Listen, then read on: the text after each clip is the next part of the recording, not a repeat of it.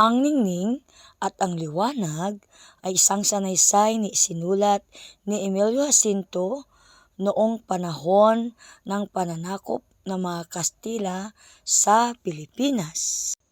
Ang ningning ay nakakasilaw at nakakasama sa atin, samantalang ang liwanag naman ay kailangan natin upang mabatid ang katotohanan.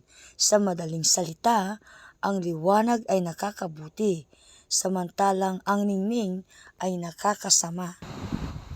Ang ningning ay maraya. Katulad ng mga dayuhan, sila ay mapagkunwari. Itinago nila ang kanilang tunay na pakay o layunin. Kaya naakit tayo at sinamantala nila ang ating kahinaan. Ngunit ating bigyang pansin ang tunay na pakay o motibo, layunin ng may akda ng ating.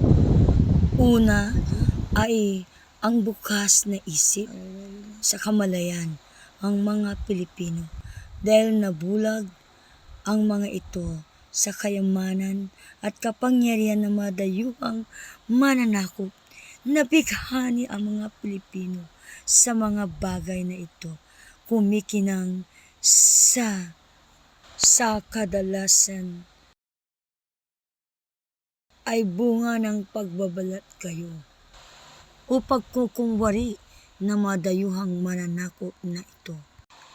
Pangalawa ay gisingin sa katotohanan ang mga Pilipino na labanan ang ningning ng kasinungalingan at paglalaban ating kalayaan na liwanag na magpapalaya sa atin.